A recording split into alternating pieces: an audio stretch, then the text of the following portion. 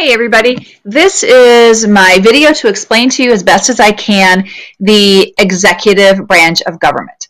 So we've talked about the three branches of government: legislative, executive, and judicial, and today is the executive branch.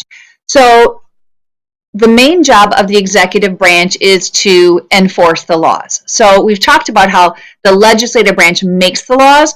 Well, now the executive branch's job is to carry out or enforce the laws, to make sure that the laws that Congress has made actually are followed through and that people abide by these laws.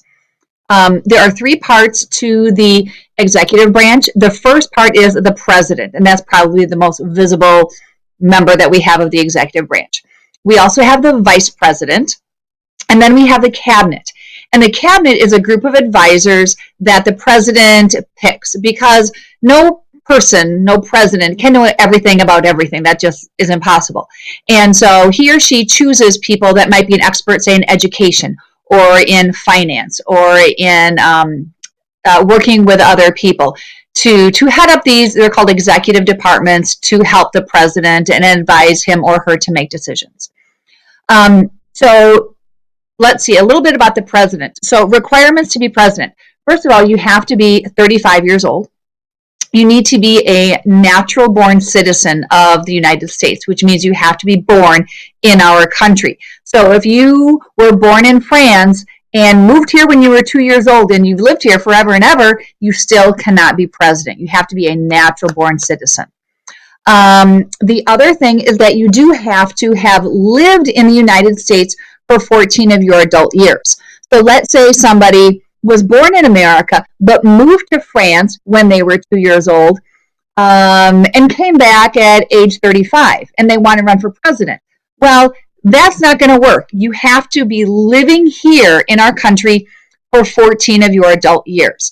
The reason for that is we want to make sure that the person who is president is very aware of the current issues of our country, what's been going on, so that they can do their best to do what is best for our country.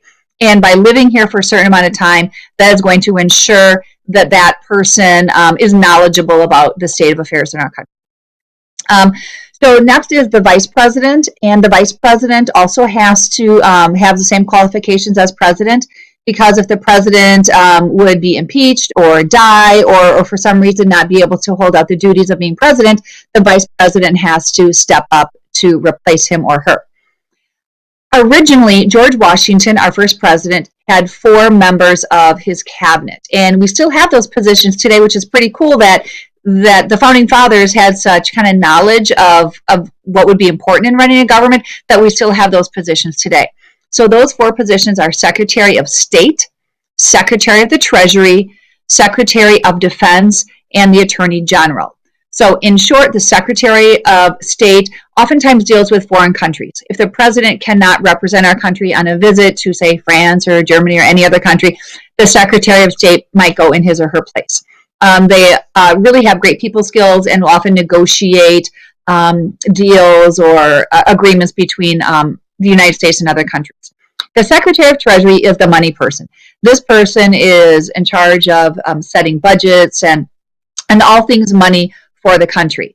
If you look very closely on any dollar bill, the Secretary of Treasury's signature is on that dollar bill, or really a $5, whatever kind of currency it is, of when that bill was published, when it was made.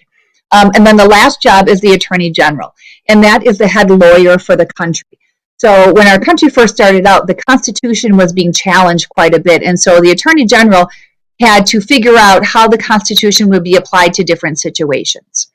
And together they are called the Cabinet. Now today we have, I think it's like 15, 16, 17 different members of the Cabinet, because our country has grown, the issues have grown, and the president needs more advice in different areas than George Washington did. But those first 4 we still have today. Okay, so how do you become president? Well, besides being qualified, you don't have to have a law degree or even have a college degree at all. Anybody can really run for president as long as you are 35 years old, born in the U.S., and have been living in the United States for 14 years. But you are elected by the people, and you choose a running mate. That's the vice president, and then together you two are elected by the people. There's another step in there called the Electoral College.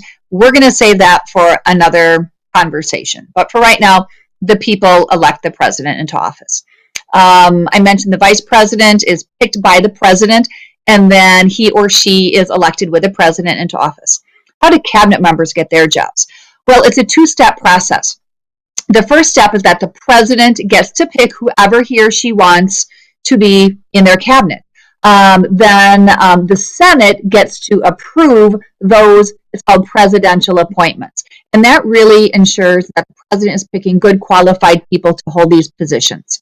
We're not going to have a King George situation where King George would pick his buddies or friends or people who paid him to be generals in the British military. That we're really going to have good people. So it's a two-step process to make sure that happens.